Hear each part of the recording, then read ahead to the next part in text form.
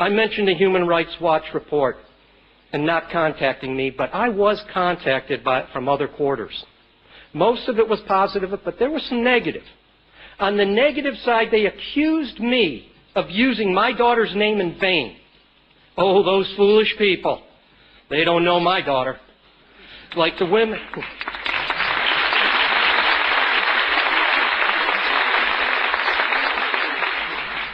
Like the women of the MEK, my daughter's dedication and determination is a scary thought to the mullahs of Iran.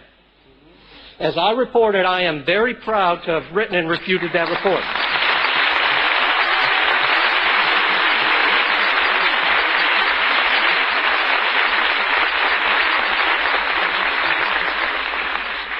So for those of you that said I used my daughter's name in vain in that letter, why not hear it from her?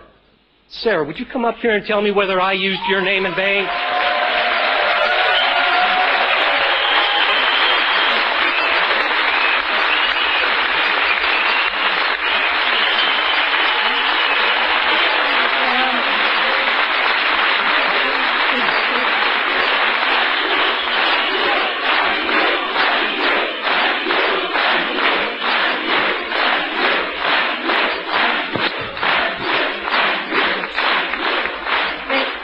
Thank you, and forgive me, I'm not well versed in public speaking, so I will do my best.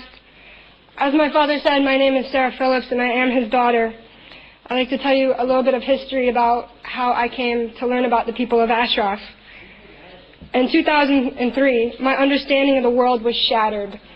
I learned, contrary to very popular belief, especially in America, that not all women in the Southwest Asia region remain complacent in the face of oppression. There's a special group of women who do not just let their lives be dictated for them.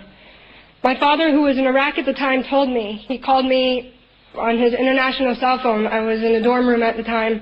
I remember him calling and saying, "Sarah, I've found your modern day Amazons, those women warriors, the type that you are always seeking and reading about. You will never guess."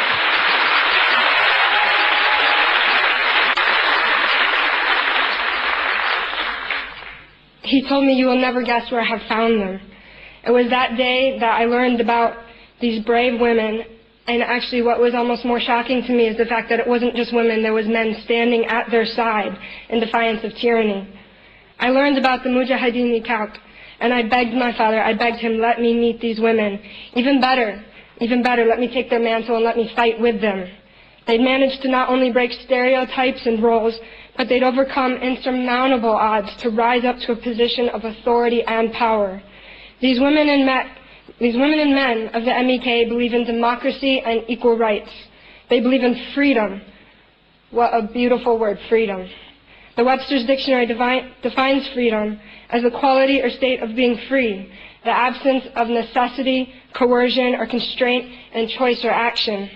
Liberation from restraint from the power of another. Soon after I learned of the people of Camp Ashraf, I began corresponding with several of them. If you're listening today, and I sincerely hope that the women of Ashraf are able to hear my words, I loved receiving your electronic letters, and I loved being able to share that information with people on my campus and with friends, letting them know what is going on in Ashraf and around the world.